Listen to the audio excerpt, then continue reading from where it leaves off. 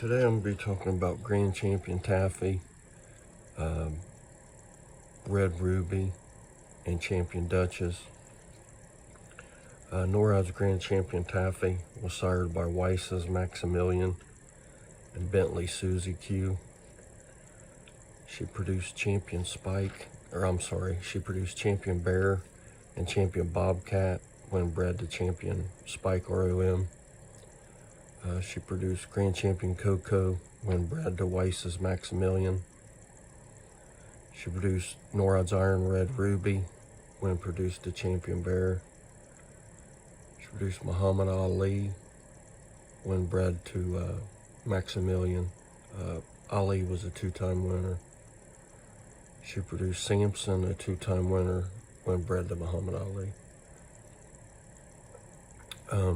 I think she was a house dog at the end of her life, and she, I can't remember if Mike said she didn't have any teeth, or she just had a couple teeth in the back of her head, and she had broke, she had broke a guy's foot, so she wasn't real fond of men.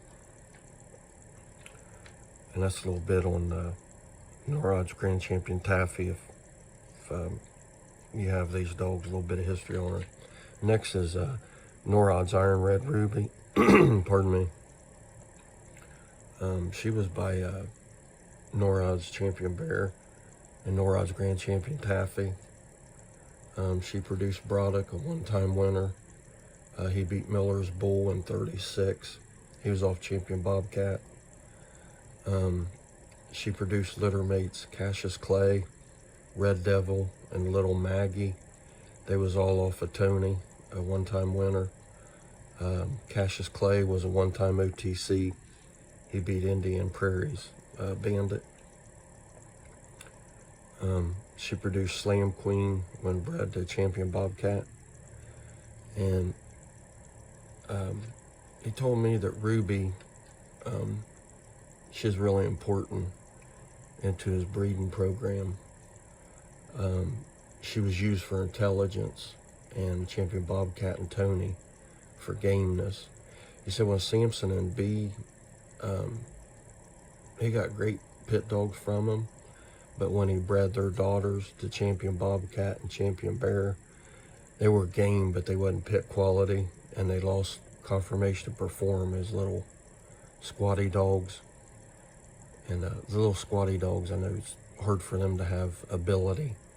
If you got a little squatty dog that's really good, then chances are it's got gameness and mouth, and that's it. So he said Ruby provided the conformation.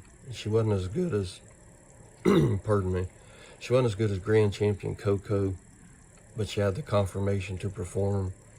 She was intelligent, and she produced.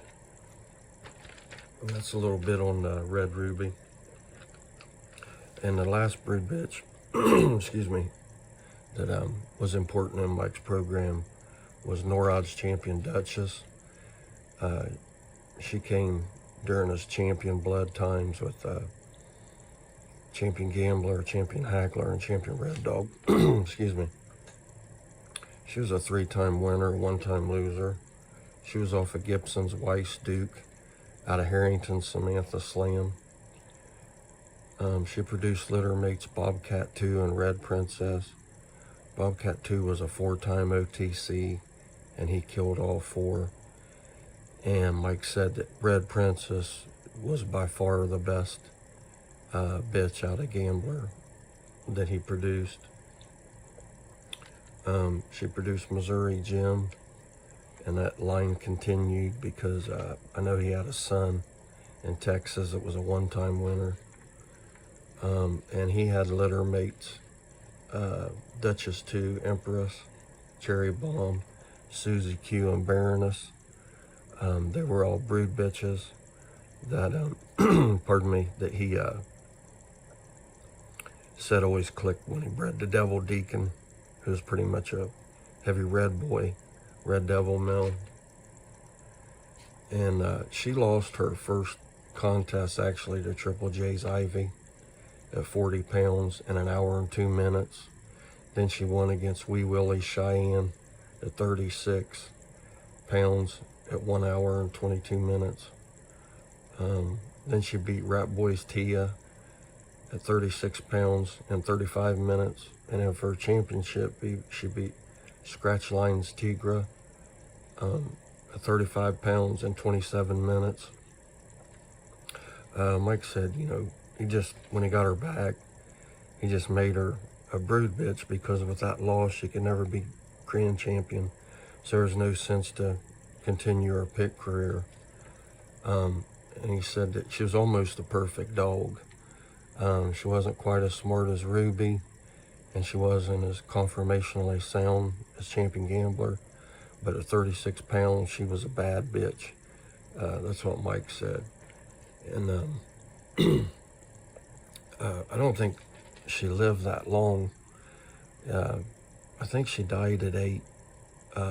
Back in those days when you matched dogs, you had to give bitches hormones so they wouldn't go into heat, and then that messes with her adrenal glands. And pretty sure she went at 8. But I had seen her. She was a house dog, and she was just a sweetheart. I had my kids around her. She was just typical bulldog, just a sweetheart, just a lovely house dog. She's pretty too. Had a lot of that white in her. But there's some history. If you have these dogs in your bloodline, then here's a little bit about them. I apologize for the picture. That picture was a red ruby, and I didn't have any pictures of red ruby. She was just on a kennel video. So there's a little bit of history, and I hope everybody has a good day.